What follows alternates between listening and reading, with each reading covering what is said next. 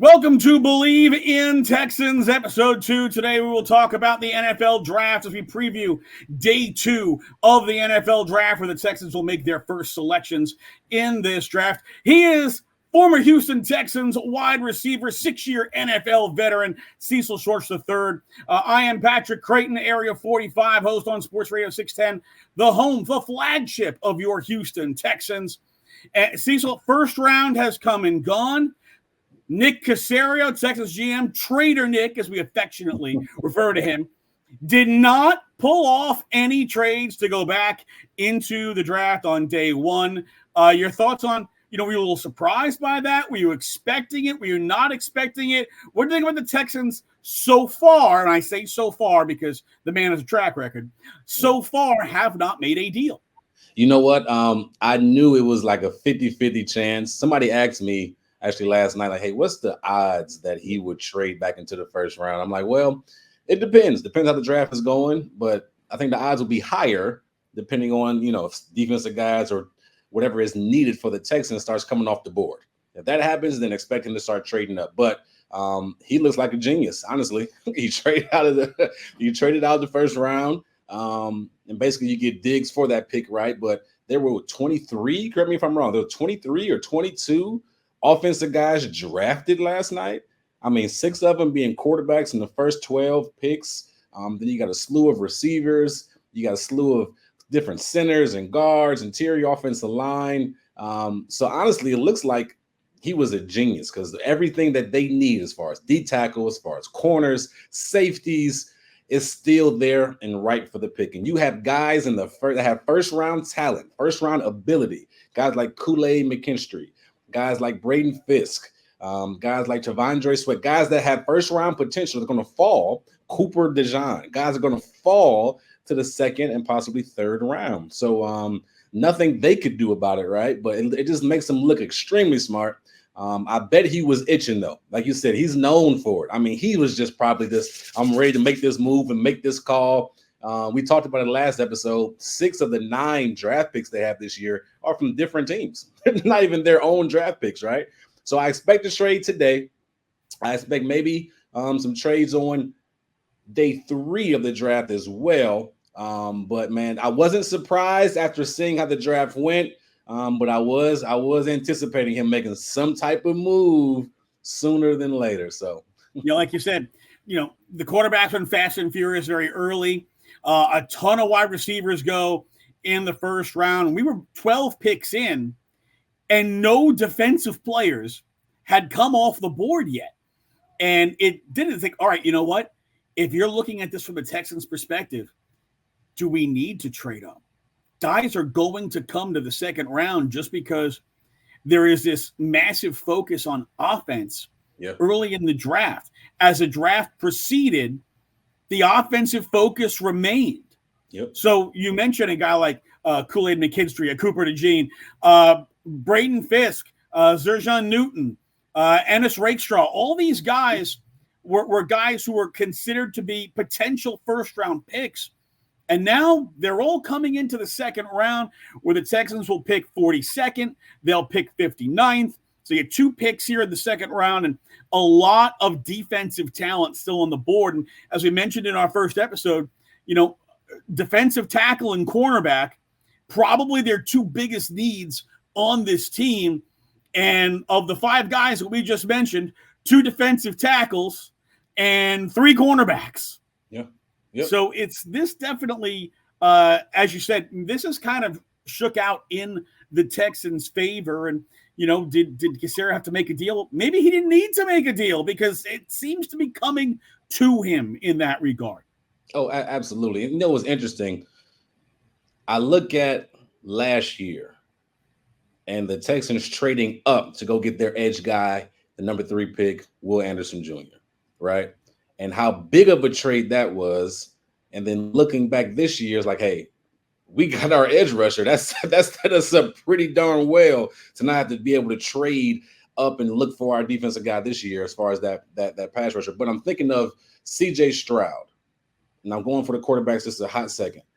the impact he had, it feels good to be a Texans fan and have a quarterback, right? Not have to be in the quarterback market. My gosh, I'm watching these guys go. But because of his success his rookie year, I felt like that put pressure on the rest of the league to look and find someone else that can replicate what CJ did that year. Because now the Texans are in prime position to possibly be in the Super Bowl running, right? On paper, absolutely. But if you look at the teams that got quarterbacks, you look at J.J. McCarthy going to the Vikings, a darn good situation if you're a quarterback, right? If you look at the Falcons going to get their quarterback for the future. You look at the Broncos taking a reach, in my opinion, going to get their quarterback. This NFL is a copycat league, right? It's also a quarterback-driven league.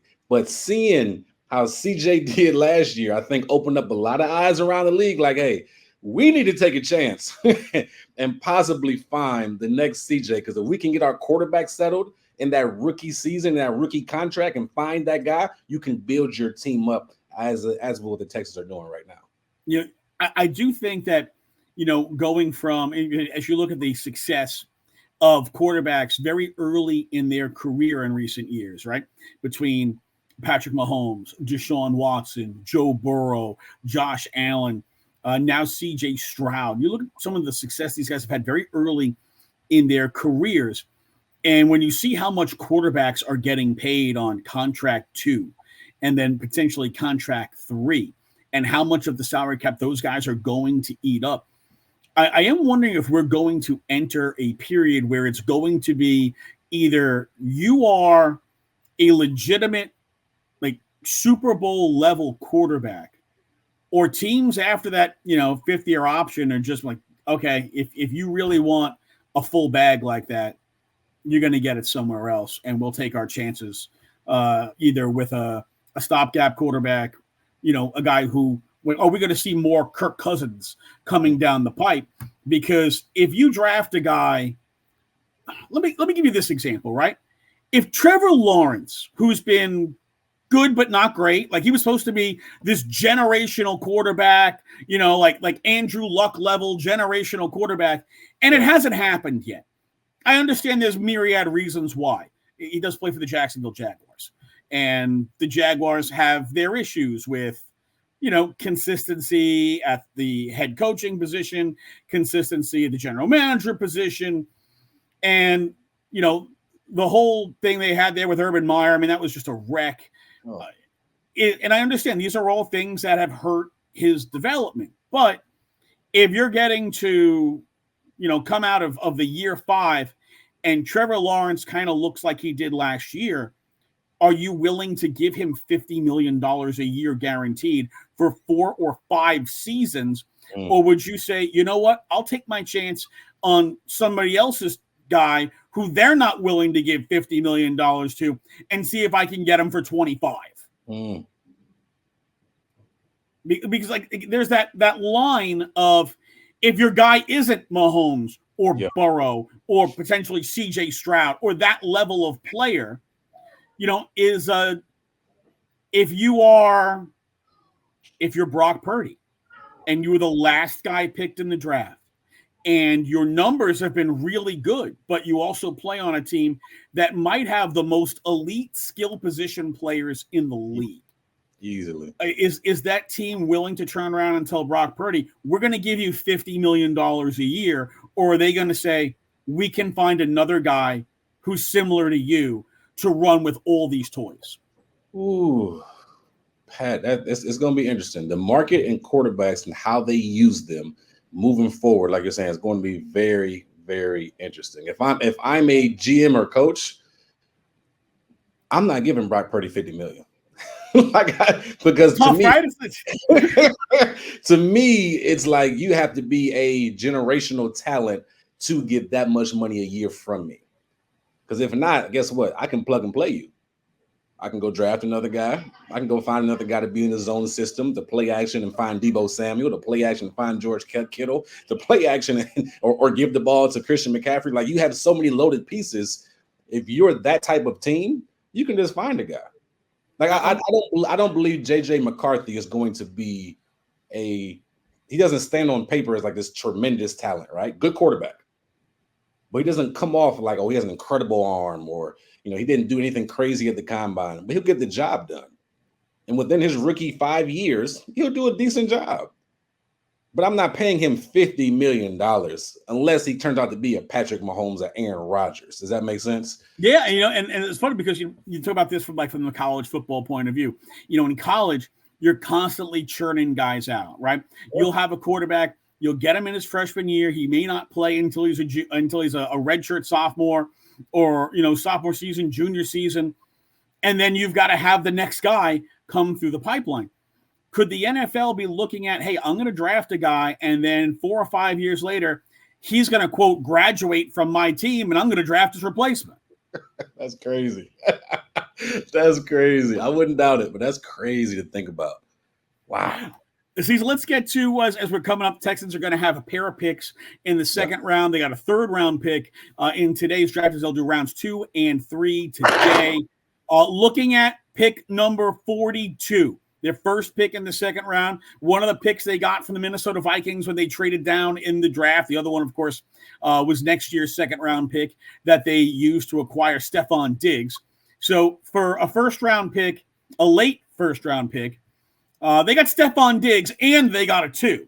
Yep. I feel like that's a win. I'm not going to lie. I feel like that's a win. But looking at this second-round pick here, the early one, the 42, with as much defensive talent on the board, who are the guys that you think Texans targeting here? Now, this is all if they stay put, right? So if they stay put and he doesn't move up, and I kind of battle back and forth because I'm like, in my mind, I really want a cornerback, right? Jacksonville Jaguars just went out and got a huge Brian Thompson Jr. from LSU. The Tennessee Titans went out there and they got Calvin Ridley and DeAndre Hopkins, right? The Colts are bringing back Michael Pittman Jr. and others. So I'm like, okay, you have to be able to defend in that area. But knowing and thinking about how important the D-line is to DeMeco, I think they go with Braden Fisk from Florida State, D tackle, interior defensive lineman. He does the more film I watch on him, Pat, he does a fabulous job when he's double teamed, or even when he's just on a block. He does a fabulous job being able to get off the blocks and finding the ball carrier. And that's a true talent to understand, okay, I'm being double teamed, but I still have my eyes above to see where the ball's going. And then he's quick enough and strong enough to evade and still fill the gap and make the play. There was games he took completely over. The Louisville game in the ACC championship, oh man, Braden was everywhere. So to have that disruptor, even though he's a smaller size guy, to have that disruptor, somebody that can rush the passer, he does an excellent job on the stunts and the twists where a DN may come down on the guard, and he comes around against the DN, gets pressure on the quarterback. He's just a really good talent, a very high-end motor. And I think that's kind of like cliche with some people, but when I mean he has a motor, I mean he is never stopping. And that's kind of the mindset that Miko has when it comes to Swarm, right? So I think he'll be a really good fit at 42. One of the things that I think Texans fans overall might be a little concerned about is right now, cornerback 2 is Jeff Okudah. That's a guy who once upon a time was a 3rd overall pick in the draft. Got a lot of talent, but it hasn't necessarily all come together for him at one time as yet. But when you consider, Derek Stingley Jr., a guy that you can put out there in man press coverage, Okudah's skill set is a guy who can get out there and play in man press coverage. Mm-hmm. You have a guy like Des King in the slot who can play at man press coverage. If you can get pressure on the quarterback, especially if you can get pressure with 4, those guys don't have to cover real long. Yep. And that's where quarterbacks make mistakes. And when you've got all those extra guys, you got 7 guys out there in pass coverage, essentially. That's where you're finding lanes and anticipating throws and getting interceptions and turnovers. And I feel like if you can get that guy on the defensive line, a guy like a Braden Fisk, who can, next to Danico Autry, who also had double-digit sacks last year, and those 2 guys are in the middle with Danielle Hunter and Will Anderson Jr., they might not have to blitz a whole lot, because they got a bunch of guys who can go get after it. And if that other team's quarterback is always worried about, all right, where is the pressure coming from this time? Where is my line going to hold up? Your DBs and your safeties, even your linebackers, they're all looking for opportunities, jumping passing lanes, and getting opportunities to get interceptions. And that's why it's really important. If they can get that D tackle, that 3 technique, to line up there next to Danico Autry and have that just badass defensive line, everybody else's job is easier, and therefore they will be better at it. Man, you're preaching. You're preaching right now, because it makes it easier for everybody else. And now the quarterback has less time to look down the field. His eyes naturally go from looking to his number 1 receiver to where's my check down at? where's my bubble screen at? Where's my short route at? And now the linebackers and safeties that may be covering down, they can jump those routes, or they can take those routes away. So it's tremendous, man. The more pressure you get on the quarterback, that's the name of the game, right? The more pressure you get in the quarterback, the better you are as a defense. And I love the idea. I think Fisk could be a hell of a guy to put in there. And I do think if they draft him, he starts. He's starting right away. They won. And that's a guy, I mean, him and Danico in between Daniil and Will Anderson Jr. There's a lot of teams that are going to be, keeping a tight end in. They're going to be keeping a running back in. They're going to need to help on the offensive line. They're going to need to, do some max protect or heavy protects in order to keep those guys off their quarterback. When you got less guys out to cover, your window still gets smaller. I mean, they've got to get down to 2 or 3 receivers total. Well, there's 7 guys covering those 3 receivers. There's only so many places to throw the football. And as everybody does their film study, they know what your plays are. When you get down to 2 or 3 receivers, most teams only have so many plays, and you can kind of figure out where they're going to go, and it makes everybody's life more miserable. So I'd be a big fan of Braden Fisk, Florida State defensive tackle, coming in at 42. But they're going to have another pick. They're going to pick at 59. And there's still a lot of corners and a lot of DBs who are entering day 2 of the draft on the board. We mentioned Kool-Aid McKinstry, still on the board. Cooper DeJean, still on the board. Annis Rakestraw, still on the board. Kamari Lassiter, still on the board. TJ Tampa from Iowa State, still on the board. There's a lot of corners, and I feel like they should be able to get one at 59. But let's play the Trader Nick game, because this game's getting played today. Let's say we get to about 48, and McKinstry or Rakestraw or Cooper DeJean are still on the board. You got to move up, right? You got to move up and get your guy. Oh my gosh, yes. Kool-Aid is my guy. Like, Kool-Aid is somebody I fell in love. If we get Kool-Aid, I promise I will go to the HEB and buy as much Kool-Aid as possible and just be all on. But huge fan of his. If Kool-Aid is there and you're sitting at 59, but he's there, like you said, in the mid to late 40s, you have to go get him. Cooper DeJean too, but Kool-Aid is my guy, because Kool-Aid, how smooth he is, the understanding of the game that he has, the instincts. And to me, the best cornerbacks are the smart cornerbacks, and not necessarily the best athletes. It's not the fastest guy. It's not the most long guy, the lanky. It's the guys that understand the game. And when you watch him at Alabama, he understood. He lets instincts take over. Number one, he has disciplined eyes. When you look at it, think of a defensive back. You want a corner to have disciplined eyes. If you're in man coverage, your eyes are on the DB. Your eyes are on the receiver. You're watching that receiver. Maybe you're watching the hips, whatever the case may be, but your eyes are on the receiver. If you're in zone, depending how the coach is coaching, your eyes may be on number 2 receiver first, then you're back on number 1, or your eyes may be on the quarterback, and you have a certain part of the zone that you're in, right? But his eyes are so disciplined. Number 2, when he plays man coverage, he does a heck of a job staying on top, press man coverage that is, staying on top of the receiver and being in control.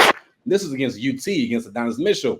This is against Xavier Worthy. He's made plays and played against the best in press and in off coverage. And then lastly, I just love this kid so much when it comes to, he plays through the receiver's hands. So when that ball is coming, and the ball is coming, because the receiver has his hands on it, he's knocking the hands down, knocking the ball out of his hands. He is just so smooth and understands the game well. He can be a day 1 starter next to Stingley on the other side. Like, he is a guy who's going to fight for that spot. So if Kool-Aid is there, you have to take the red Kool-Aid and jump up and get him. He's one of my favorite corners in the draft, but he can be, if he's there at the low picks, I think you got to go up. Low 40s, excuse me, you got to jump up and go get them. So if they wind up with Kool-Aid McKinstry, I'll wear the all red polo, the battle red, all red polo. I'll get on here and I'll start off the show with, "Oh yeah." There it is. There it is. I can't bust through a brick wall, but we'll do everything else that we can do there for that. Now, let me ask you, because you mentioned about how, Kool-Aid, when the receiver is in the act of catching the ball, he's hitting the guy in the hands, he's hitting the elbow. You played 6 years in the NFL as a receiver. Mm-hmm. What are the places you did not want a DB to hit you when you're trying to catch the football? It's tough. So if DB takes my arm away, there's nothing I can do. I don't have DeAndre Hopkins size hands, right? His hands are like this. Oh, his hands are shopping carts. So he can catch one-hand passes. But if you literally hit me on the wrist, right? If you're hitting the wrist, if you're hitting my elbow where it bends, right? Now you're taking my hand away from the ball when I'm reaching for the ball. Now you're taking my hand fully away. Now it's a one-hand catch or a bobble, or I got to figure out how to bring it in. He does a heck of a job understanding that. When that ball's in the air, his timing of where he's going for the arm, the elbow, the ball, and it's through the receiver. And that's what I love about it. It's not like he's taking a chance and jumping it, because sometimes if you jump a pass route, you better be right. That means you're picking it off, or it's a huge play for the offense. He's always backhand on that back of a receiver and then playing through the hands, knocking that ball away. That's just veteran style, right? That's something Jonathan Joseph did really well. Understanding the game, where he needs to be, understanding the situation.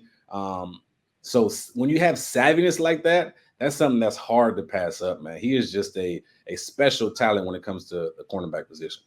More difficult for you as a receiver to catch a football when the guy chops down on your elbow, or when a guy punches up on your elbow? For me, down, because you're taking it away.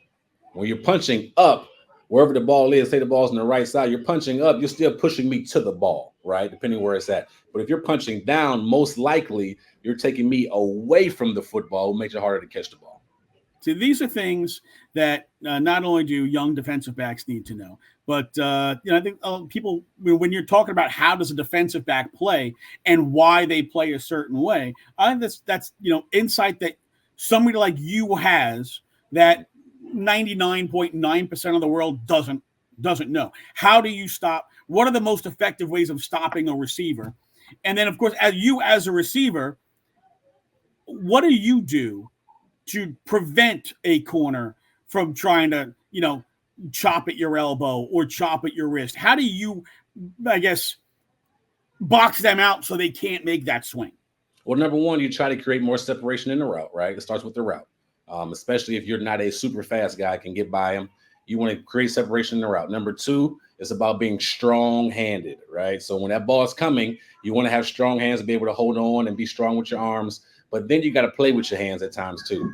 So maybe it's the ball is over my shoulder and I'm running, I'm looking up this way. I might throw my hands later than normal so that he doesn't catch my hands and be like, I can't catch the ball, right? I know Randy Moss sometimes he used to teach us. He's come to the Texans and talk different things. He might fake throw him and then run. So the guy will come and reach, and then he already reached for it, and then you reach up again and catch the ball. Now that's down the line. Randy Moss is different than everybody else. he's different, right? But learning when to throw your hands up late, learning how to attack the ball. A lot of young receivers wait for the ball to get close to them. That's you're in trouble there. You got to go attack the ball and beat the guy to the ball. So your mindset as a receiver is I'm always going to the football. I'm always going back to the football. It's called being quarterback friendly. So if you're running a 15-yard in route, you don't run 15 yards and you stay straight. You're running 15 yards, you're coming in, then you're coming back downhill to meet the ball because it's a race between you and that DB. Who's going to get it first? And good DBs are going to, like Kool-Aid is, he's going to reach in. He's going to try to distract you. He's going to hit his arm. He's going to hold you. He's going to get his wrist. He's going to hit you with the elbow. He's going to get in there, get his hands in there, especially because he's long and lanky. But you got to be savvy enough to always come back to the football and think it's a race to the football. Either I'm going to get it or he's going to get it. I think it's great insight. You talk about the things that you used to learn from Randy Moss because, Randy at 6'4" and, having like a 50-inch vertical leap, playing against cornerbacks who are 5'9" and 5'10". The only thing those guys could do was try to hang on to his elbow. He was too damn big. Yep. That's it, man. So when you learn from guys like that, Larry Fitzgerald and others, that you just watch the game, to study the game, and just Larry was one of the best ever just to have late hands. Like he would literally be running down the field and the ball is like here, he'll throw his hands up last minute, boom, and it's a catch. Nothing the DB can do. You see DB just reaching over, trying to hit it, it's too late by then. So the savviness of that comes in, but man, Kool-Aid is special. And if we can trade up to get him, the Texans can trade up and move up to get him. I don't know if he'll be there at 59, but if he is in the late 40s, early 50s, he's still hanging around, you got to go up and get him. All right, Cecil, are there any other guys on your hot list that you'd really like to see the Texans target up here? Stay in that corner. I had the Texans going 59 with TJ Tampa. You mentioned him from Iowa State.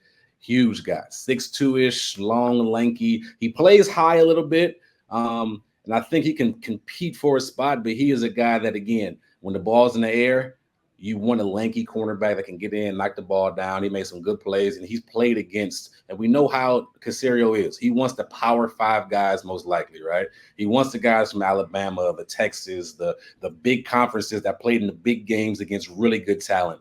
And being at Iowa State, he happened to play against some really good receivers consistently. So he's the guy that can make some noise. And then I'm big on this guy. Now, I know he's dropping. I'm just hoping he drops to the Texans. T'Vondre Sweat, like he is a guy I think can be a game changer. There's some risk, right? There's some concern. There's some weight. He'd probably be one of the heavier guys in the league, right? He's Big Papa. He is Big Papa. He has a little bit of off the field concerns. You can deal with that. I trust my leadership, right? In that locker room, you got to trust your leadership. But when he's on the field, I mean, there's not many interior defensive linemen that win defensive player. I mean, he won almost every award for a defensive lineman this year. Almost every single award in the Big 12. Like, he is exceptional at stopping the run. He's exceptional at filling up the gaps. He's patient in his pass rush. He can get better at some technique stuff, but if he's available in the 89 and lower, I wouldn't mind putting your hands on him. And he's a little project, and you can get a guy that he can come in and be next to Archery, be next to Fisk. Oh, in the rotational piece. Oh, you guys, and I'm dreaming, Pat. I'm dreaming. But hey, it's not worth dreaming if you can't dream big. You feel me? Man, so if you can get him and those three, that'll be fun. All right, last one for you for today's show, Cecil. Number of trades Trader Nick pulls off tonight, over or under 1.5 trades. Oh, over. You're going more than 2 or more trades today.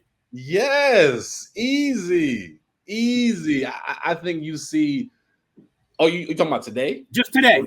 Oh, just today. Ooh, okay. I'll take that back. I thought you meant the rest of the weekend. Oh, no, when we get into Saturday, yeah, like 5 trades might happen on Saturday. Yeah. So but today, just tonight, more over or under 1.5 deals? I say over. Over. I say 2 deals. I say it's 2 deals done. 2. All right. You call him Trader Nick. Trader Nick. Trader Nick, baby. He is former Houston Texans wide receiver, 6-time, 6-year NFL veteran. I was gonna make you a 6-time All-Star, and I'll take it. But this, like I said, just put him on there. I'm gonna go in and I'm gonna go change the Football Reference page right now. Hope you don't mind. All good. Cecil Shorts. I'm Patrick Creighton. You can get me weeknights 7 to 11 at night, hosting Area 45 on the flagship of your Houston Texans, Sports Radio 610. Gonna be a lot of fun watching the draft tonight, Saturday. See a lot of, like I said, a lot of moves here by Nick Caserio potentially could be made. A lot of great talent. As you heard Cecil break down some talent that the Texans might be looking at, guys who could be like first-round talents coming in to the second round. We're going to have more for you before the weekend gets out on the draft. So you get all your Texans info right here on the Believe in Texans podcast. We'll see you soon. Go Texans.